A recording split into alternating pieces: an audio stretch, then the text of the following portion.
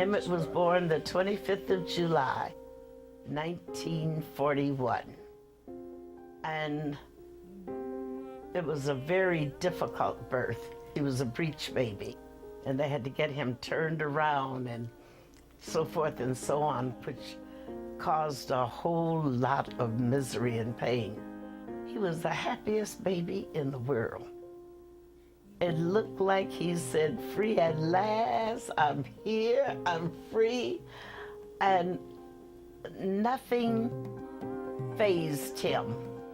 By that I mean you didn't have to hold him and rock him and pet him.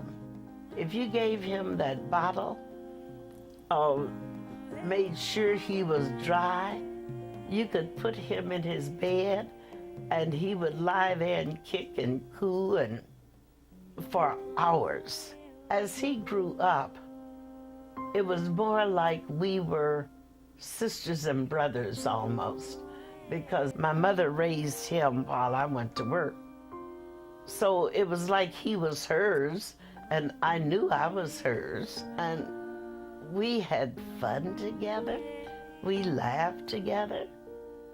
We never did much fighting until he and I moved alone, and it would become necessary to discipline him ever so often. I don't know if prankster will be the right term or not, but I'll just give you an example of his fun-loving ways.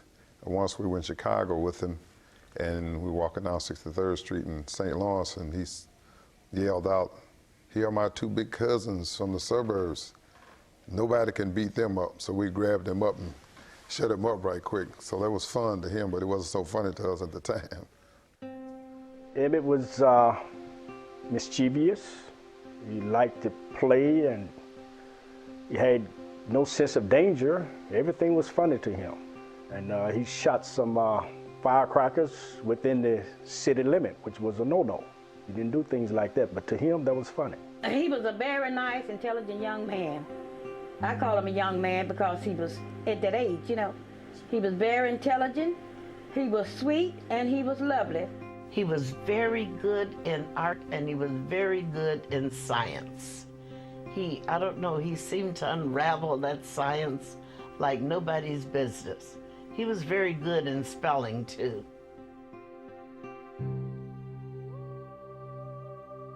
The life for African Americans in the South during Jim Crow was as close to a repressive regime as you could imagine. Blacks could not eat at public restaurants, couldn't rent hotel rooms, literally had to ride in the back of buses or public transportation. We couldn't get a drink of water because how thirsty we were. Unless we found that colored water fountain, we couldn't get a drink of water out of a fountain. Our school term was from 4 to 6 months a year, and we had no busing. There were no buses that bused us to school. We had to walk to school 3, 4, 5 miles, whatever, distance we lived from the school. African Americans were forced to live in certain communities, and they had to develop within that community. And there was not much difference between segregation in the South and apartheid in South Africa. Life for blacks was one of seclusion and of being in every way, shape, and form treated as less than human, less than equal. Blacks in those days, it was against the law to say yes and no to white folks. And if it didn't, then you could be beaten and even killed for saying yeah and not calling him by his name. African Americans had no protection from the law because in most cases they could not vote. And if you cannot vote for the sheriff or the police officers or the mayor, then they do not have to loan any type of assistance to you. And therefore, the African American lived in this constant fear of something happening to them and they're not being able to react. My brother was beaten almost to death in Jackson because he went to Walgreens and sat down to have a sundae or whatever he ordered. They beat him almost unmercifully right here in Jackson. I guess I can't really describe how impoverished it was. No matter how wealthy you were as black, there weren't many wealthy, but anyway, But those who had a little money, they were no different.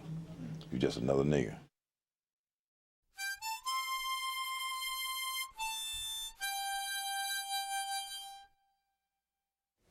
My grandfather came to Chicago in 1955 to a funeral, and my mother and them allowed me to go back with him for vacation. And so Emmett found out and he wanted to go. There were some questions of whether he should go or not, but they finally let him go.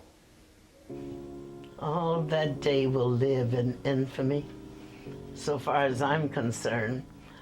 I got up that morning, and for some reason we couldn't get out of that house. We were supposed to meet Moses down at 12th Street Station. We could hear the whistle blowing as we got to the steps. He tore up the steps. I said, wait a minute.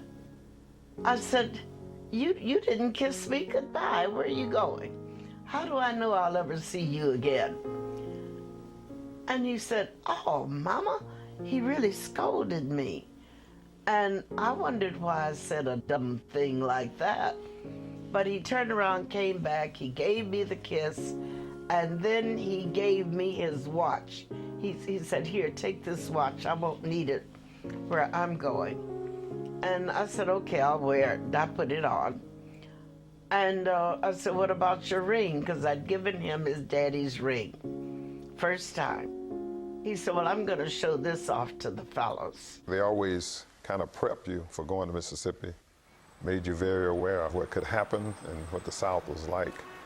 And so I was very much aware of what could happen while we were in Mississippi. And I don't know if Emmett was told or not.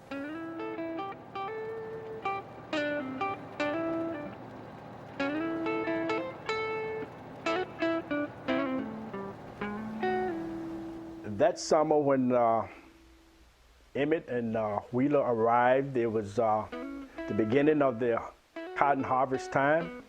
During the day, we would pick cotton all day. I wasn't old enough really to pick cotton, and Emmett wasn't either. So we just played around in the field most of the time. We picked cotton all day. After the weighing up, well, after we finished picking the cotton, we had our supper. Then we decided to go to the little country store.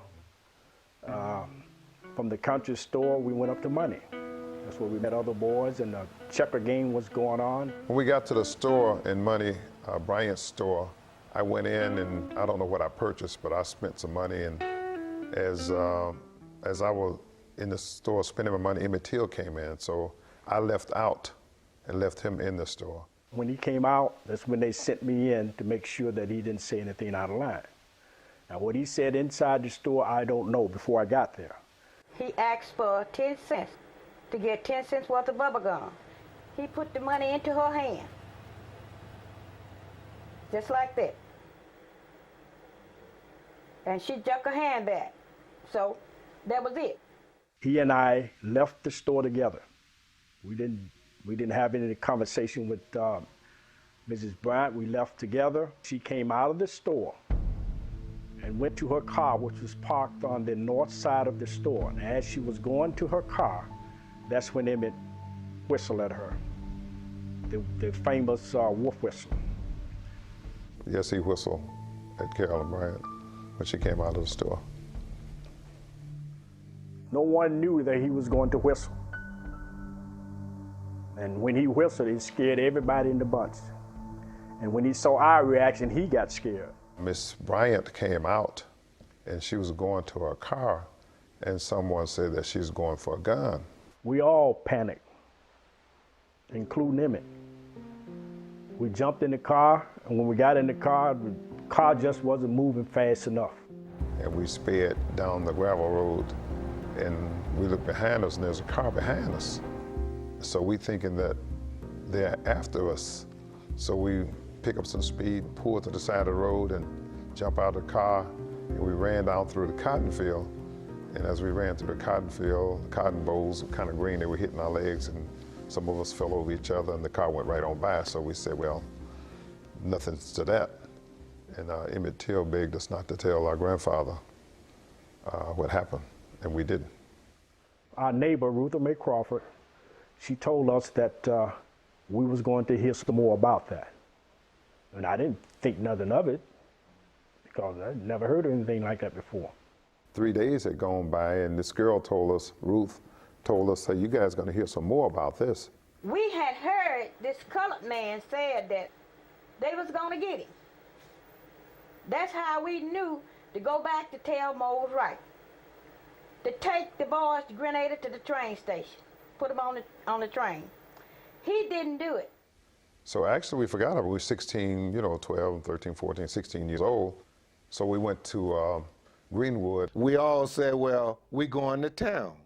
We had picked some cotton and made some change, and my older brother said, well, I'm gonna take y'all to Greenwood. I carried them all to Greenwood, bought them a little wine, around 12 or 12:30, I brought them back out. Then about 2:30 in the morning, thereabout, I could hear people outside talking, and they talking about Emmett, and they talking about the boy from Chicago. They didn't say Emmett. They said there's a fat boy from Chicago, and they told my grandfather they wanted to talk to him. I looked out the windows just like daylight, and I said, my Lord, I said, look at the cars. But I didn't know where they was going. So at the time, I could see this black man get out of the car, went to the back, and the white went to the front. This is Mose Wright. I am the uncle of Emmett Till. Sunday morning, about 2:30, someone called at the door. And I said, who is it? And he said, this is Mr. Brian. I want to talk with you and the boy. And when I opened the door, there was a man standing with a pistol in one hand and a flashlight in the other hand. And he asked me, did I have two boys there from Chicago?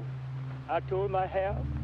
And he said, I want the boy that done all that talk.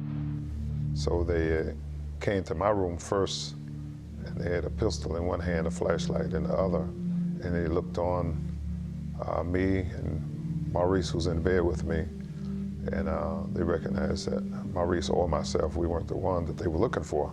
So they passed on through the house to the third room where Emmett was in the bed with Simi.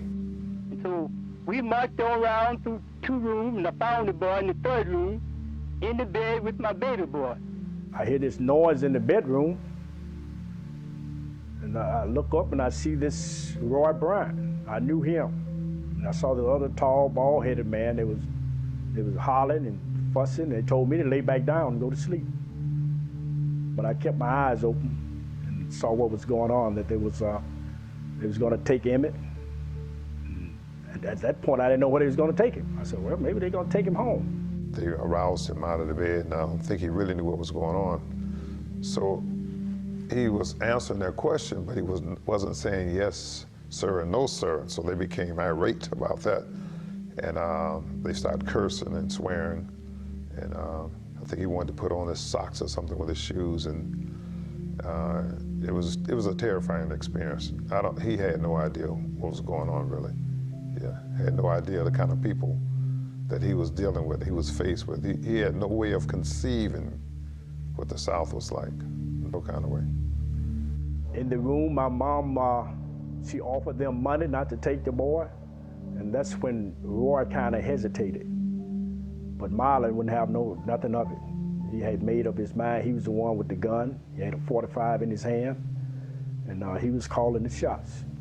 And he claimed that he was just going to take him up the road and just whip him and turn him loose. That's what he said he was going to do. They were telling my grandfather if he's not the one, they was going to bring him back. And they left. And after they left, nobody said anything to anybody. And they marched him to the car, and they asked someone there, well, this is the right boy? And the answer was, here. And they drove toward money. After they left, Mama was very upset. And Daddy was walking around, all he could say is, he was saying, That's all he could say. I do know that you don't whistle at a white woman in Mississippi. And I was praying that they didn't kill him. I wasn't going to kill him, just maybe torture him a little bit and bring a kid back to his grandfather. When I'm laying there in the bed, waiting for them to bring him back. Every car that I would hear coming down the road, I thought it was them bringing him back. But then when it began to get turned towards dawn, I knew they weren't gonna bring him back.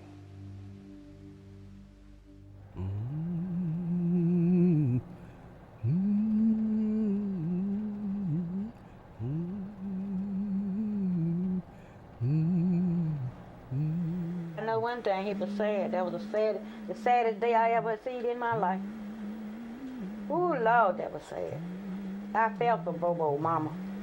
I really did. Everybody down that road cried.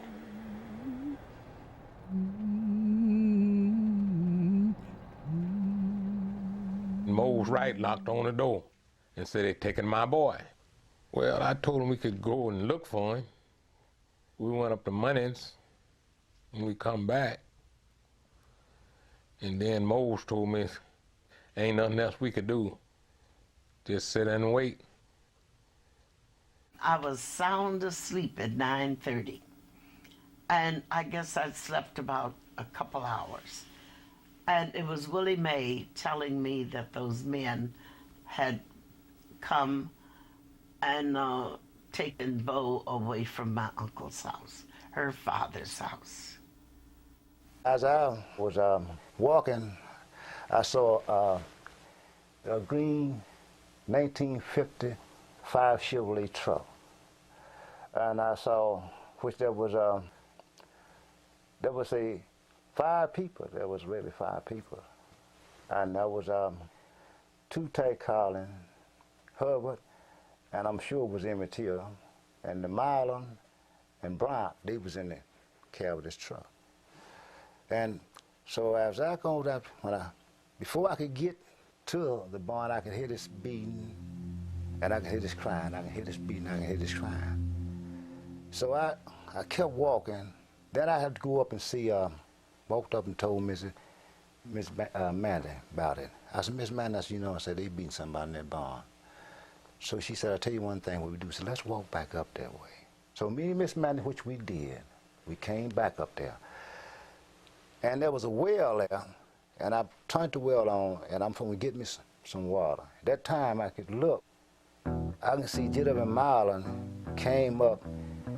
He had a green shirt on, khaki pants, and a 45 on his side. So he asked me, did you hear anything? I said, did you hear anything? I said, no. I said, I didn't hear anything.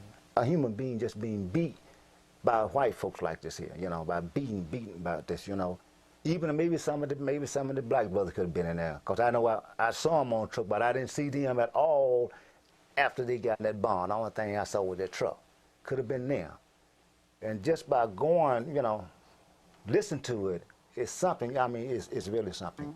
It hurts you. You don't forget. These things I will never forget. The night of Emmett Till murder, which we didn't know he had been murdered that night, in the middle of the night, my sister and I was lying up in the window trying to get some air, and we saw this fire in a barrel in back of J.W.'s house. And we woke our parents up. And my father walked out the back door and stood on the porch and he came back in and said there was a fire at J.W. Marlon house in the barrel. They was burning something up.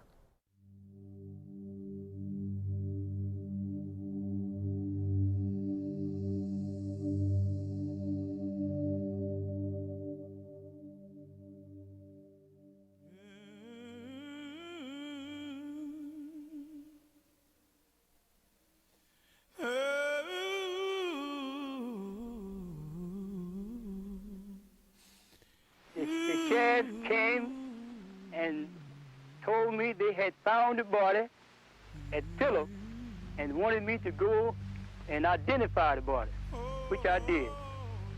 And we found the body with Didn't have on any clothes at all.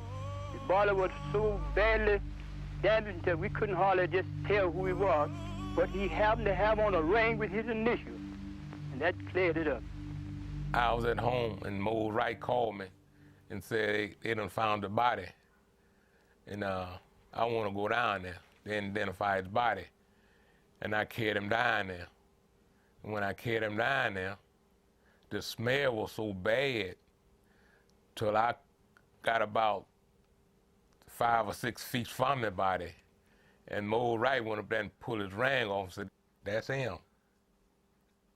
And then Mo Wright said his tongue been cut and pushed back in his mouth, and his private had been cut off. When I heard that Emmett had been found and had been murdered, everybody just fell to pieces. Well, there was shock, sadness, anger, and almost unbelief, you know. But it was a strange feeling. Strange feeling. To me, it's like he never died. I never had any sorrow or remorse because I always thought inside that I would see him again. I don't know if I was in a state of shock or what, but when I heard they found his body, it's like, find whose body? He's not dead. I went to the funeral, same thing, you know. I found out about it 9:30 Sunday morning. I was in bed. I got up, called my mother when I got the news, because every decision I had ever made or every crack that I had ever been in, it took her to get me out of it. And I took that one to Mama too, because I didn't know what to do. Mother told me to come right over and she would start making calls. And I got over there as quickly as I could make it. And that wasn't very long. By now, everybody is they're screaming, they're falling out. And I ran over to try to help my mother. And I felt such a vibration coming from her to me until I jumped back, because it seemed that I was going to take her life away from her. It seemed that her life was draining into me, and I could feel myself building up, getting strong enough to carry on.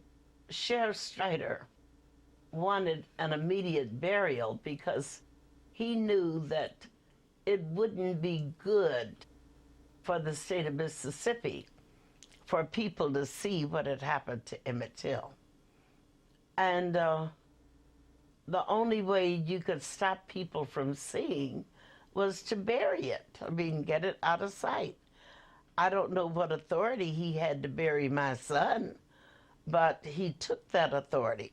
We was told to meet at the church. We're going to have a funeral today. We're going to bury the body. We all went to the church that day. The grave was dug. The body was there in a pine box. It had an awful stench to it. And we was getting ready to put the body in the ground when we got word to stop the burial.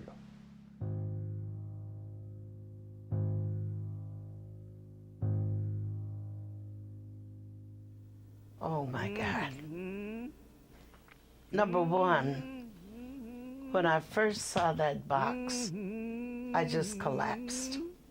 That box seemed to me to be as bigger than anything I'd ever seen before. But that was just the beginning. The size of the box was really the easy part. When I discovered that the box could not be opened, then I wondered, what on earth in the world is going on? You mean to tell me that I have spent all of this money to get a body that I can't even look at? How do I know what's in the box?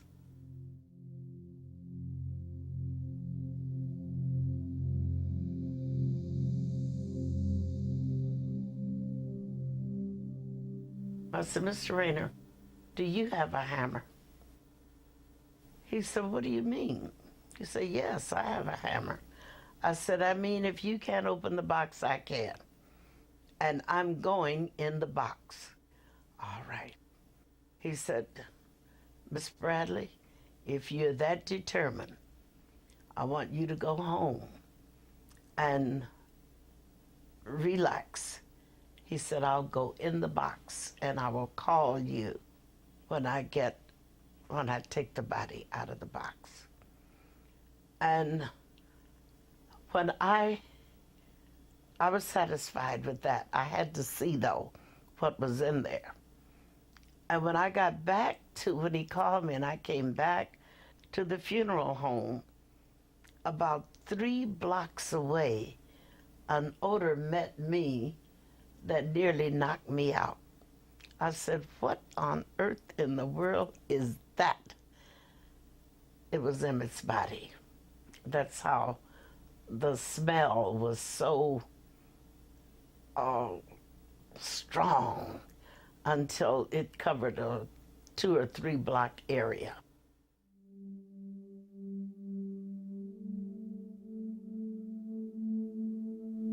My father was on one side of me, and Rayfield Moody was on the other side of me, and Jean was at my back. And I shrugged them. I said, turn me loose. I've got a job to do, and I don't have time to be fainting now. I saw his tongue had been choked out, and it was lying down on his chin. I saw that this eye was out, and it was lying about midway the cheek. I looked at this eye, and it was gone. I looked at the bridge of his nose, and it looked like someone had taken a meat chopper and chopped it. And I looked at his teeth, because I took so much pride in his teeth. His teeth were the prettiest things I'd ever seen in my life, I thought. And I only saw 2. Where are the rest of them? They'd just been knocked out. And I was looking at his ears. His ears were like mine. They curled, they're not attached, and they curled up the same way mine are. And I didn't see the ear. Where's the ear? And that's when I discovered a hole about here, and I could see daylight on the other side. I said, now, was it necessary to shoot it? If that's a bullet hole, was that necessary? And I also discovered that they had taken an axe and they had gone straight down across his head, and the face and the back of the head were separate.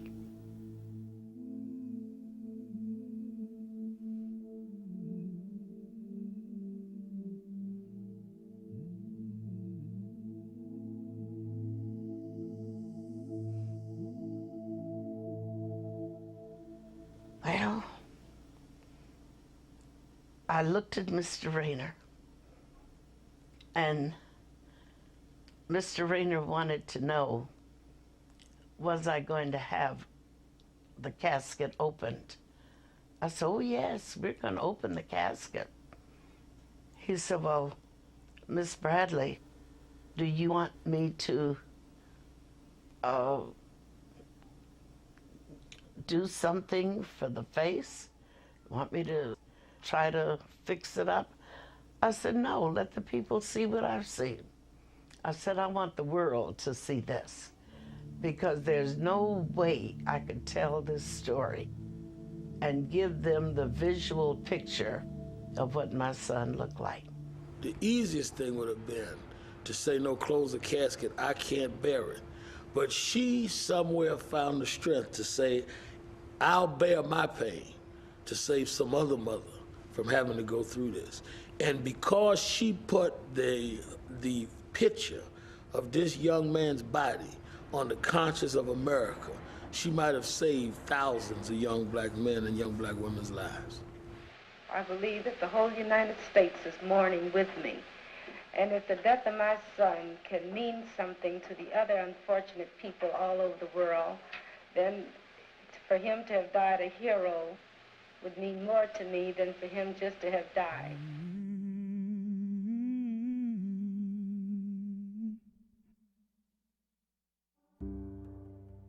Trying to get into the church to have the funeral was nearly mission impossible.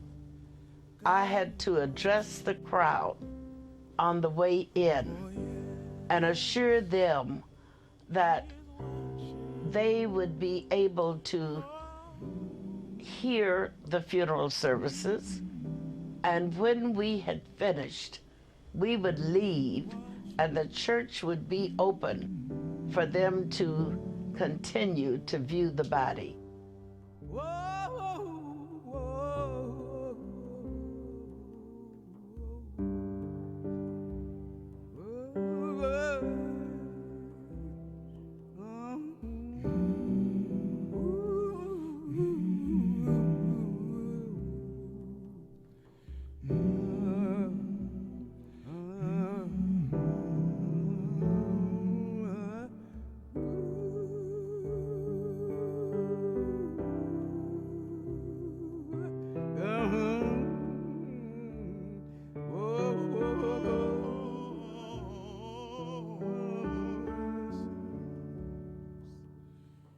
I went to the funeral, I saw the body of Emmett, and it's like it wasn't him, you know. I can't explain it. It was like, this is not Emmett, you know. So I didn't feel any sorrow, you know, because inside I'm gonna see him again, you know. That's the way I felt.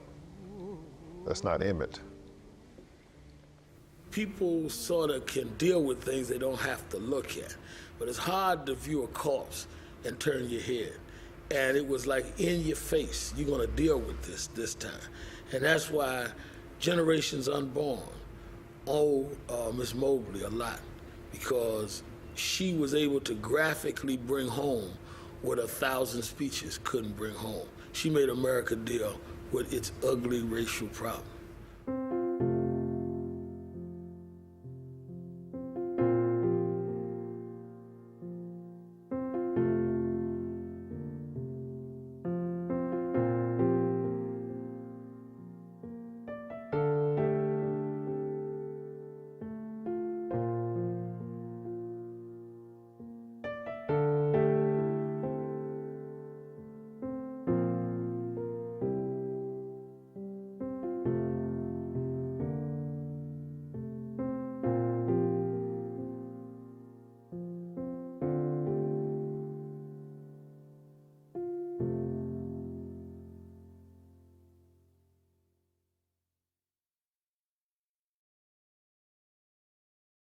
We are doing all we can do to investigate the Till murder. We have made a complete investigation and plan to go as far as possible in the prosecution of the case. I may add that we have had the full cooperation of all the white and colored citizens of Lafleur County. It's my opinion that the guilt begins with Mrs. Bryant, and I want to see Mrs. Bryant punished, her husband, and any other persons that were in on this thing. And I feel like the pressure should start from the President of the United States and be channeled all the way down to the township of Money, Mississippi. And I'm certainly of the opinion that inasmuch as my son had to die, that I don't want his death to be a vain thing. If it can further the cause of freedom, then I will say that he died a hero. To the President of the United States, Mr. Dwight D. Eisenhower, White House, Washington, D.C. Honorable Sir, we, the undersigned women and mothers and members of District 1, UPWACIO, call upon you, President of the United States, and your Congress to enact federal anti-lynch and anti-poll tax legislation immediately. The brutal lynching of Emmett Till one of the most barbaric atrocities committed against a child in the history of mankind, demands prompt federal intervention for the prosecution of all persons responsible for this heinous crime. We strongly urge you, Mr. President, to call a special session of Congress in order to recommend immediate passage of federal anti-lynch and anti-poll tax laws. Only in this way can we be assured that other Negro Americans will not meet a similar death. Responsibility for federal safeguards against lynching rests with the President and his Congress. The lynching of Emmett Till demands immediate recognition of that responsibility. The headlines began to appear that Emmett Till's mother would attend the trial. And when that message made headlines, people began to send me mail by the bushel. Dirty pictures, pictures of male organs on the newspaper that they were sending me. And sometimes it was very difficult to read the article. And then they would write different stuff on top of the print, such as bombing my house and Mayor Daley's house if I attended that trial. And my son got just what he deserved. And there was another nigger gone. This is Mrs. Alma Spearman, the grandmother of Emmett Till. Have you had any letters, telephone calls, things like that? A number of letters and many telephone calls. What do they say? Well, they threaten us with the words of the, like niggers and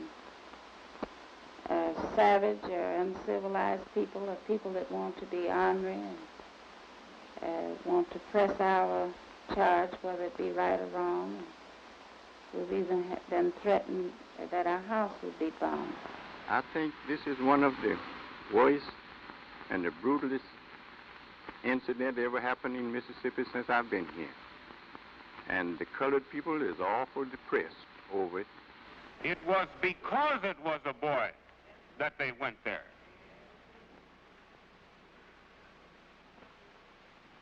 They had to prove that they were superior. They had to prove it by taking away a 14-year-old boy. You know, it's in the virus, it's in the blood of the Mississippian. He can't help it. I'd like for the NAACP or any colored organization anywhere to know that we are here giving all parties a free trial and intend to give a fair and impartial trial. And we don't need the help of the NAACP, and we don't intend for them to help. We never have any trouble until some of our southern niggers go up north and the NAACP talks to them and they come back home.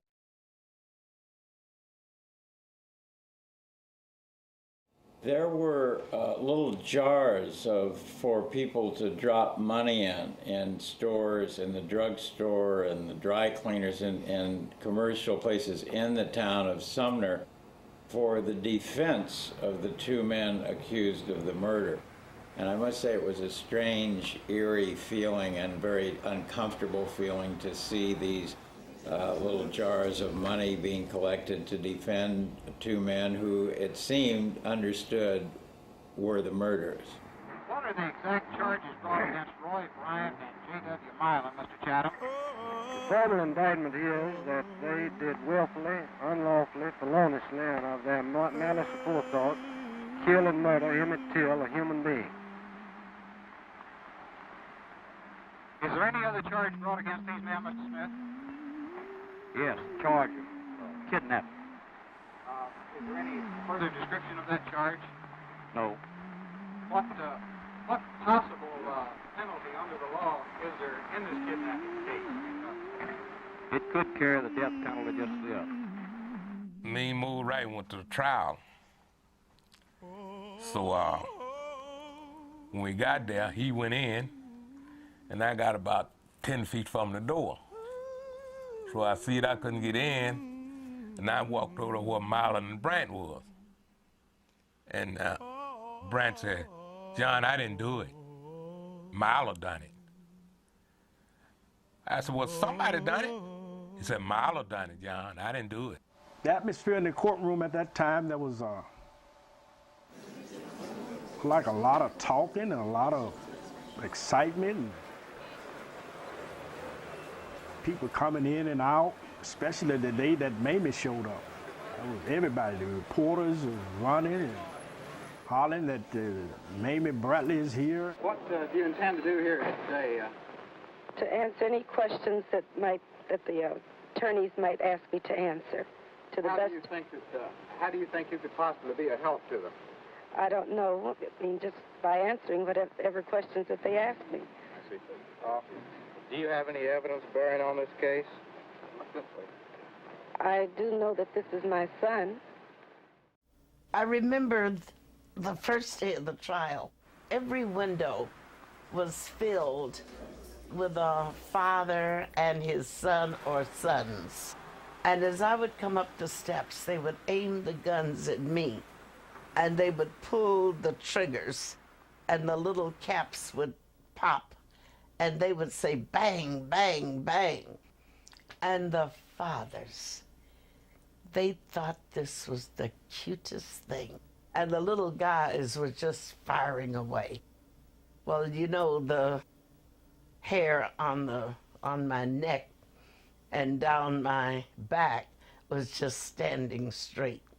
It was a frightening experience. The reporters who were there were shocked and kind of astonished at finding this situation in which it seemed that everybody, the people in the town, knew that these men had murdered this Negro boy. That, of course, was the term at the time. And at the same time, they did not want the murderers to be punished. I mean, that was the sort of the civic attitude. There was great hostility to the reporters who were, as the local people put it, making a big thing of this. The highlight of the trial so far has been the dramatic testimony of Uncle Mose Wright. In court, he dramatically pointed at the two defendants, Roy Bryant and J.W. Milan, and said that they were the two men who came to his house on August the 28th and took the boy away. Old Mose said he never saw the boy alive again. It may have been one of the most moving moments of the trial when Moses Wright stood as straight as an arrow and spoke clearly and firmly his testimony that indeed these were the men who had taken the boy from his house. He stood up, he pointed his fingers at him, said, "That's him," which pointed at Milan. And that was, oh my, that was quite a moment then. Because you had the grabs, you had the people grumbling, and we later found out that blacks didn't do that in Mississippi. He was willing to put himself at risk. He was not going to lie. He was not going to back down. He was not going to be intimidated. And you had to really admire the courage of somebody who, despite being brought up in that culture and the culture really of slavery, would defy the mores by insisting on telling the truth. You got to remember now, back in those days, it was suicide almost for a black man, a black person, to go in a courtroom talking about testifying against a white man, because the whole court was white. Ruby Hurley, Amzie Moore, and Medgar Evers at the trial. They came to the trial every day. Sometimes Amzie Moore and Medgar were out looking for witnesses, or Medgar was busy escorting Moses Wright to and from the courtroom safely because his life was being threatened every minute. Medgar was the one who actually was on the scene and went to money and went to places trying to get information on it. Now Ruby Hurley, this is not going to think nice from Rudy, because Rudy, like most of the big shot NAACP folks, they sat back in their outer offices in Atlanta and New York and did nothing but direct. But Amzie Moore joined Medgar and went and investigated, and they're the one who were taking all the chance of being killed themselves.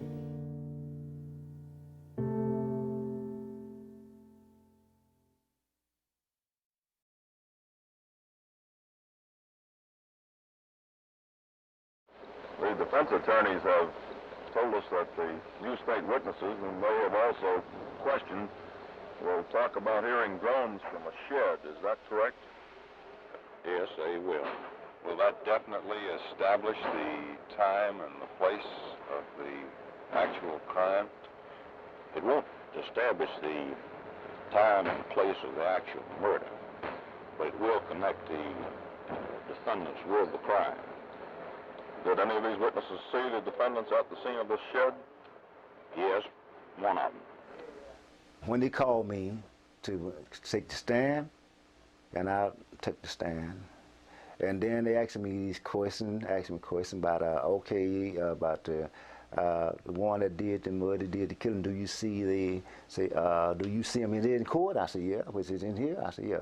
He said, would you go there and point him out? This is Marlon, and this is Brian. They were sitting right there. What they did to me when I was on the stand was just unconscionable. They tried to make me confess that I had conspired with others to get double indemnity on Emmett's 5-cent and 10-cent policies.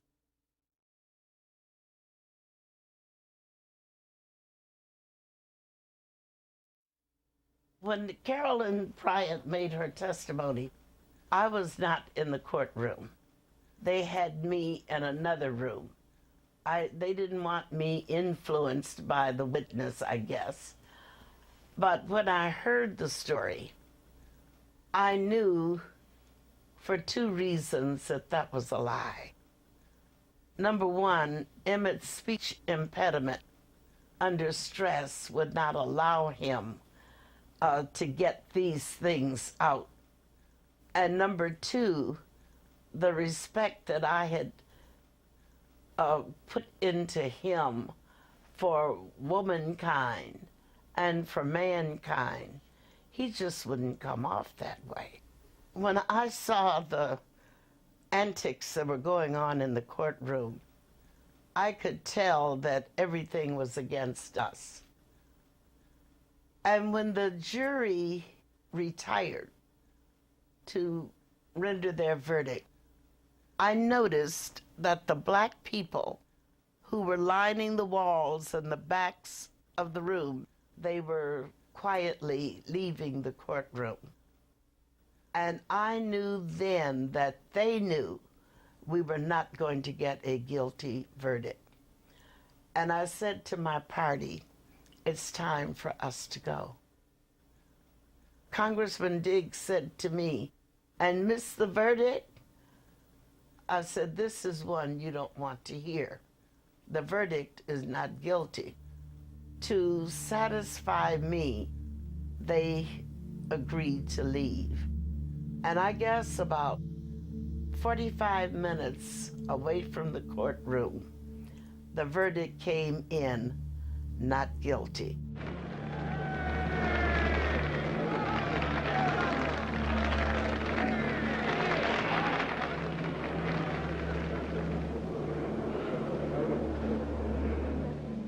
How do you folks feel now that it's all over? Roy, how about you?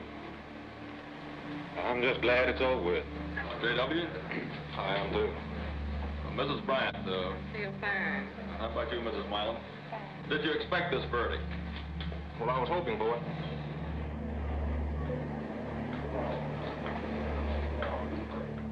Well, the whole trial was just a farce, but the verdict was the one that I had expected to be given. Do you feel that all the witnesses were brought into the case? No, 2 of the witnesses were being held in protective custody in Sheriff Strider's jail in Charleston. My first reaction when I saw that they come in and said not guilty was unbelief, anger, revenge. And one of the reasons that I went back home was we had 2 guns. I just had the idea, hey, we could fight it out. My only problem was there was no gun for me. But I wanted revenge. I carried a chip on my shoulder for many years. It was obvious that they had no trouble deciding that they were to let these men go free. And I later heard that, in fact, the reason it even took an hour, or whatever hour so it took, was that they simply were trying to be correct about the way they delivered their answer. But the answer was a foregone conclusion. And then when they interviewed the foreman of the jury, he said it wouldn't have taken us that long, but they told us to make it look good. So we had some soda pop and beer and waited a little while, and then we came back with our verdict. You never expect anything but for them to be acquitted, because that's Mississippi during that time. When they acquitted Marlon and Bryant, it crushed my dad. He just couldn't take it anymore. He came home that day and said, "Boys, we got to leave. Can't stay here." Basically, we had no law back in '55 in relation to black and white killing each other. Mr. Wright, the trial has been over for a week now. How do you feel about it after thinking it over? I don't have any. It's too. Were you surprised, or did you expect the verdict of acquittal? I was thinking going just like it went. You weren't surprised with the verdict? It didn't surprise me. When did you come to Chicago? Monday night. Why did you leave Mississippi, Mr. Wright? Well, after Friday night, those men came to my house, but I just wasn't satisfied no more there. I just got willing and ready to leave, and I left this as quick as I could. Men came to your house? Friday night, 2. What did they say? Well, I've gone to bed, and I got restless through the night, and I got up and got in my car and went out to his church and stayed all night in the car. And a friend of mine told me that he was passing going home, said the car drove up in my yard and 2 white men was in it. And they got out with flashlights, just flashing all around the house, looking around the house. Of course, I didn't know anything about it, but I was just got restless through the night. And the next morning, I got up and went up to the house and just pulled of the crop a little I had there, and I just got in there, ready to leave right now. And I just You go back for the kidnap trial. So I'll go back to that. I promised the sheriff I'll do that, and so if I leave, I'm going back. But after then, I'm through with Mississippi forever and ever.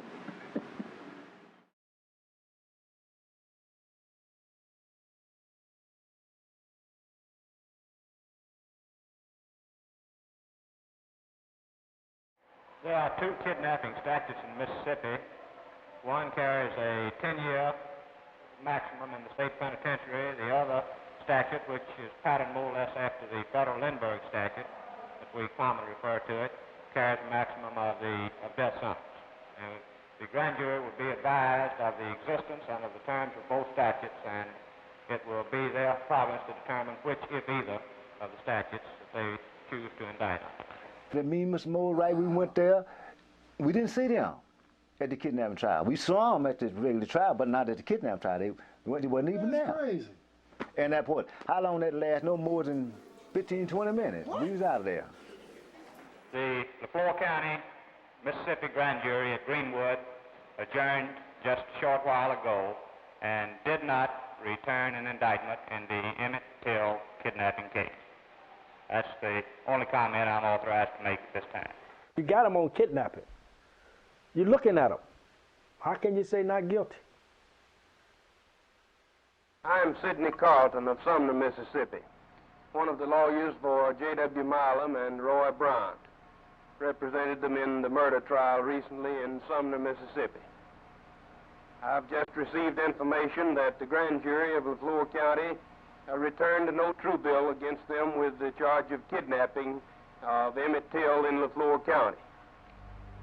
Frankly, I think that this is a result primarily of the interference in Mississippi and Mississippi affairs by outside interests, and a result of the NAACP and their activities in trying to make something big out of just an ordinary criminal affair in Mississippi. After the trial some 5 or 6 weeks ago now, we are still receiving in the Daily Mail threatening letters from all over the United States saying that justice was not done when no fair-minded jury in New York, Chicago, Detroit, San Francisco, or anywhere else would have convicted these two men on this scanty evidence which was produced.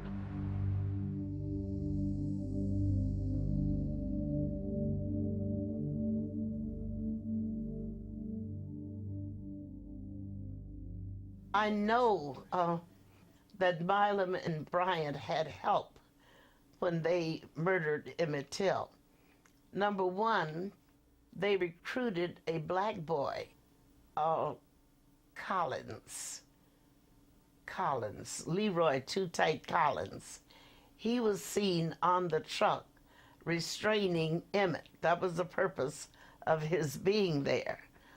And I heard later that he told the two men that he was having difficulty restraining Emmett, and they stopped and picked up another guy.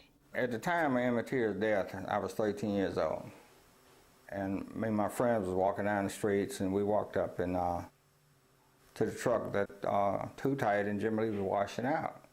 And I asked him what was the blood from, and he told me that it was from a deer they killed that night. But later on I found out that it was not a deer, it was Emmett Till's blood. J.W. Milam told my father they went, picked Emmett Till up, and they was going to kind of like rough him up or beat him up a little bit and let him go. That was his story.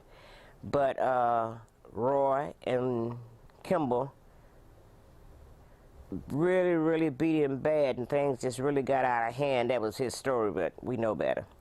And beat him up so bad till he asked Leroy Too Tight Collins and gave him the gun and told him to shoot him and get him out of his misery.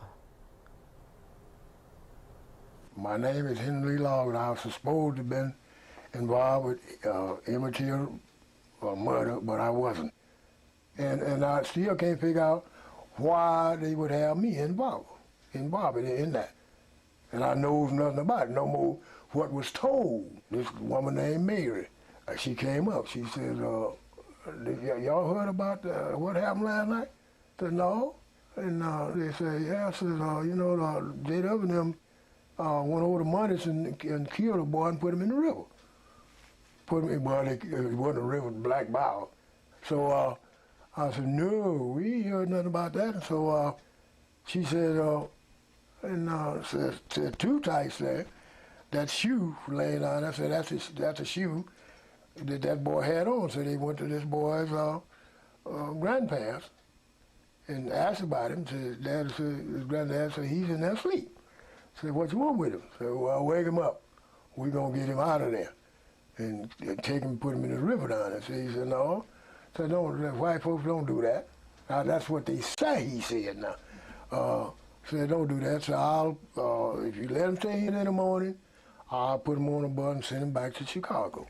So no, they said, no, we want him out of here now.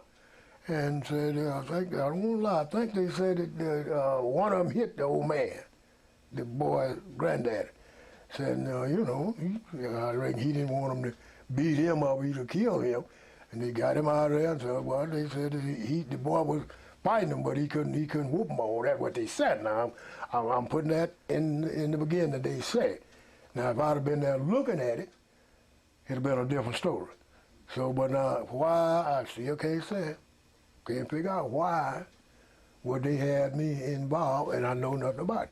I believe that if people are still alive, and there's evidence to connect them in any way, shape, or form, to the killing, or to knowledge of the killing, or the conspiracy of the killing, they should be prosecuted right now.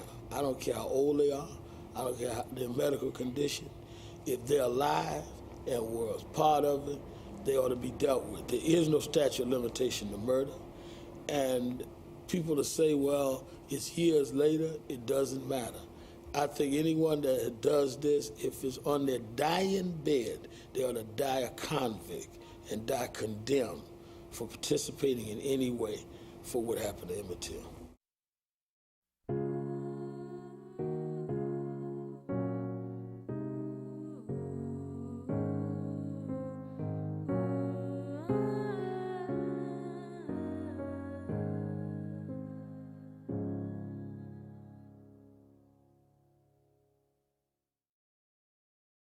There are some crimes that are known as higher than simply civil rights, human rights crimes. And the whole human community needs to look in and ensure that justice is done. The clock does not stop on this question of justice. This is an injustice that continues as long as the murderers are at large and subject to being punished, but not being pursued. If y'all could stop talking for 1 second. Please be quiet. Because I think that this family should get much more respect than what we gave them. This is history right before us, and I think Letitia James, the council member, did an excellent job to bring it before us. This is one time we need to give somebody a standing ovation. This family has been through a lot, and we should accord them that respect.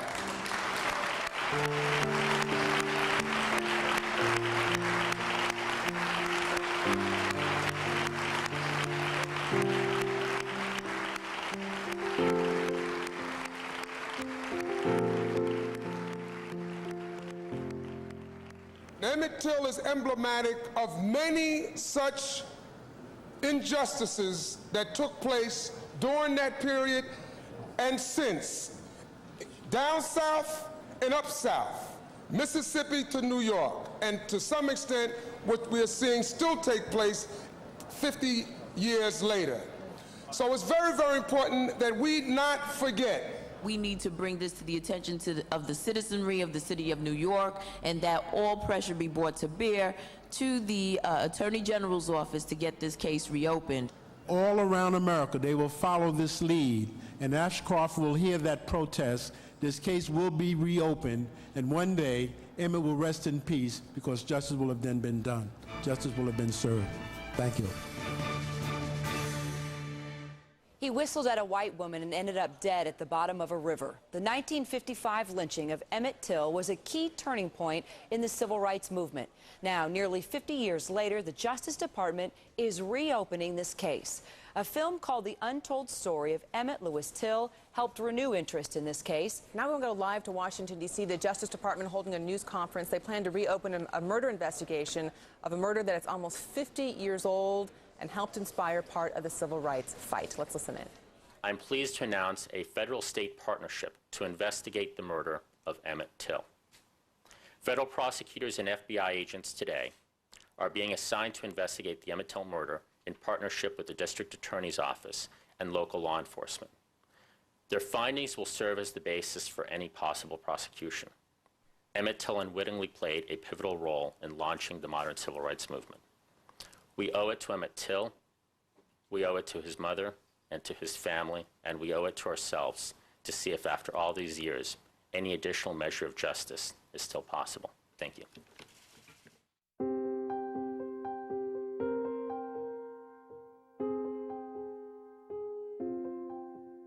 Emmett was the catalyst that started the civil rights movement. Because when people saw what had happened to this little 14-year-old boy, they knew then that not only were men, black men, in danger, but black children as well. And it took something to stir people up and let them know that we're either going to stand together or we're going to fall together. I do know that without the shedding of blood, there's no redemption. And I do know that the Lord appeared to me in a vision, and he told me that Emmett was not mine, that he belonged to him, and that God had chosen him for this particular mission.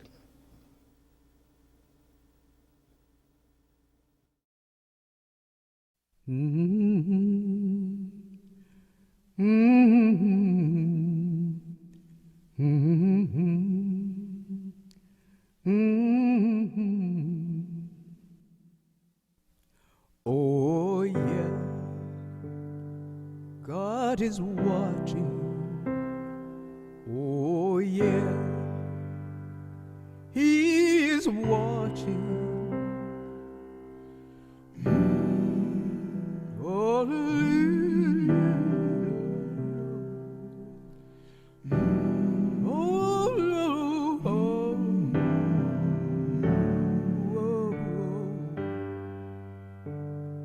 God is watching.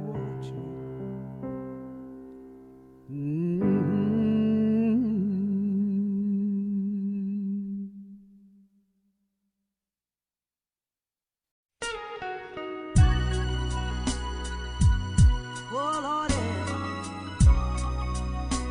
if I had the chance to be born again, and a choice of colors for my skin, knowing that it's twice as hard, yes it is, being black to win, I would still wanna be black again. I tell you that's small minds, and the way some treat me, hatred is a war.